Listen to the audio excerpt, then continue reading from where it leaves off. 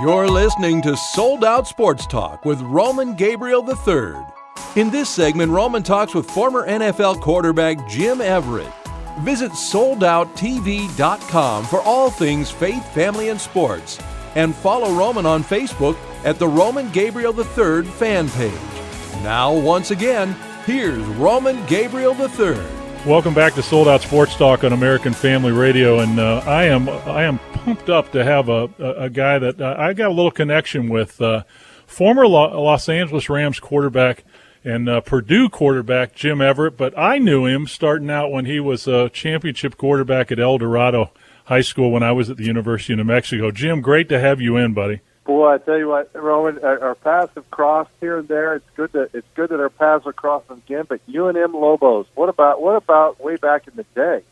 Yeah, my first time going to a game there was, I believe, your championship game at El Dorado when you were a quarterback, a senior there. So, got a chance to see you at a very young age back then when we were both pretty young. Well, that was a cold day, I'll tell you that. But we needed the scoreboard up just enough to take that state victory. So it was I don't care what level you're at. Maybe the kids can relate to this too, but when you're winning championships, there's some good feelings going on. I can totally agree with you. My only championship was in junior college at the College of the Desert out in California, and that still is 2 years of two of the best years of my life. And I know that you are proud of that victory there because I believe it's still the only state championship there, isn't it? It still is, yeah. Believe it or not, for our school, we had one heck of a program. You went on to Purdue. I followed your career in college. Followed you to the Rams, and if anybody was going to break my dad's records, you were the first one to do it with touchdown passes and yardage. So if anybody was going to do it, I was proud it was you. Well, let's put a little caveat on that. The game I played, we threw the ball a little bit more than your dad did. So yeah, that goes down.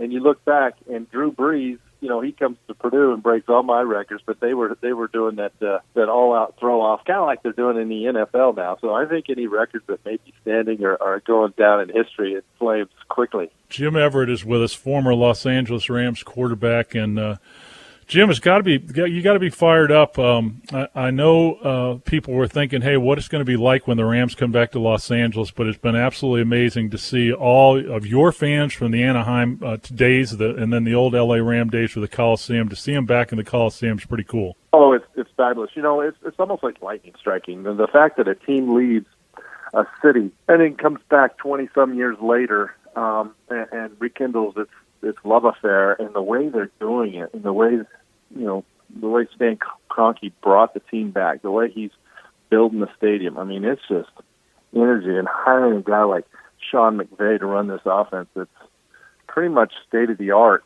is incredible. And I think if you're a team around the United States and you want to run an offense, you're looking for the next McVay, because I don't know if they make him like he is, because he's just, he lives, eats, breathes football, and it shows on the field, and they've got the talent to run it. They got a young quarterback in Jared Goff that reminds me a little bit of you as well. He's a kind of an old school guy. He's got really good feet, and he throws it over the top, and he's tall, stands in the pocket. He's really grown over the last 3 years. They got a great chance with him growing, and of course with the best running back in the NFL, Gurley. And the thing that people don't really understand about Jared Goff is his personality, and I think America will discover who he is. But it'll take some time. He is so dry wet. He is so unflappable, and he's accurate. The last time I was, before I went to this last Packers game, that was my first time back to the Coliseum. And since I played in the USFL there, believe it or not, we're really going back. But my last time watching you guys was on a Monday night in '89 against the San Francisco 49ers. It was a shootout, you and Montana. I think it was like 30-27, but that was the last time I was at a Monday night game, was at Anaheim. I can remember that. Well, anytime you're playing a Joe Montana team, which they were the top dogs back in the day, it's almost pretty much like trying to go through the Patriots now on the AFC side. So, it wasn't just Joe Montana either. It was, they had Ronnie Lott, they had great linebackers, they had Charles Haley on the pass rush, and I think that's what makes great teams. And I think that's when you start looking at the Rams, you're not looking at just Jared Goff, you're not looking at just Todd Gurley or Brandon Cooks, or all the guys they have on defense too. I mean, and they're kind of banged up right now. So, I would be remiss if I didn't say Aaron Donald. I mean, he is absolute train wreck on every play. And I think if you're not holding Aaron Donald, you're not playing, because there's no way to stop that kid. I mean, and he's such a force. And then, of course, they have Sue in the middle. So Great teams have a collection of great players, and they have that, and they've got a good coaching staff. I like their chances. Are they playoff ready? I think they're building that way. The mentality, as you know, on every team you've been with, that chemistry has to kick for you to have a championship team. And I think these guys really like each other. And if you're around them a little bit, you see it. Well, I was really disappointed when I looked at the schedule this year, Jim, and saw that Chiefs game was going to be in Mexico. And I said, what in the world? Why in the world would you want to bring it down there when you've got what's going on with these two young quarterbacks and two teams? So this may be the game of the year for the regular season. And the other side, you got Andy Reid, explosive offense, and a guy named Patrick Mahomes that's just lighting it up. Well, I think Mahomes is the story of the year. I mean, here they get rid of, Smith and ship him over to Washington, and they put the whole franchise on Mahomes. And I know Andy Reid believed in him, but I don't think everyone on the planet did as much as Andy did. But holy cow, this kid's good. The way he moves, the way he buys a little more time, his arm strength. I mean, he's the real deal. And I think there's some teams in the draft that probably wish that they had moved up and picked him or didn't pass him up, put it that way. Well, Jim, one of the things that has been really interesting for me in being in this business, having talk show covering the NFL for the last 25 years, is seeing the progression of the different points in people's careers and the different changes that happen and how the game impacts their life at different ages. And you had a chance to play a long time in the league. People forget that the average, is less than 4 years. You had an 11-year career, had an opportunity to really entrench yourself in what the NFL is all about. And I was going to ask you this because I've asked a lot of guys, and you've been out of the game a while, but you're still, you and I are still pretty young guys in our 50s.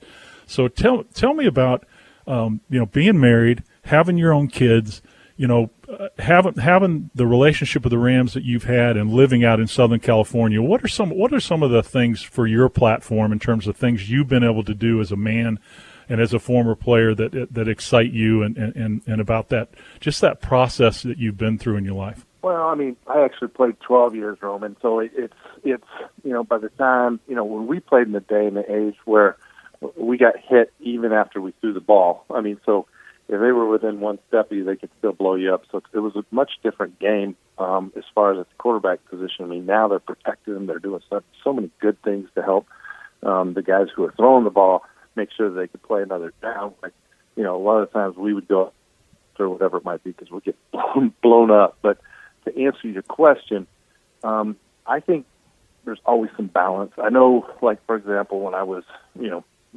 retired and I was, 35, 36, I went back and got my MBA because I knew even though I was 12 years in the NFL, I was 12 years behind as far as maybe my peers, as far as in the work world. And so I went right back to Pepperdine and graduated with honors in the MBA and started my own asset management business. And, basically I was a rookie in that field. I mean, I had a good mentor, but I knew I had to do a lot of work. I mean, currently I see ex-NFL guys being in the Congress. I see ex-NFL guys being doctors, lawyers. So I really think that there's some makeup time, and meaning that you really have to want it and have to go out and get it, and that's what I had to do. And I've since retired from that part, and so life's a little bit different, for me on that part. I've gone through a divorce too, so I have experience as far as the plus side of marriage and the other side. So, I think that God's given me some challenges, but that's part of life, Roman. But I would say that whatever your desires are, to people out there, kids out there, go get it, because why not you? There's only one life, one time, and no better time than today. Jim, biggest memories when you think about your career with the Rams? I mean, in terms of overall. Well, I have so many.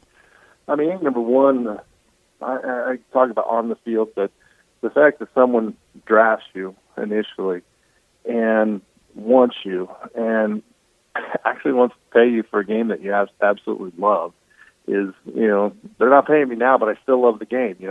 The fact that someone was willing to pay me and doing something that you love had huge value in my book. As far as on the field, I have so many memories of so many good things. I think probably successful memories are ones that stick a lot. I mean, Flipper catching overtime and the Giant Stadium running out the end of the tunnel. I'll never forget that.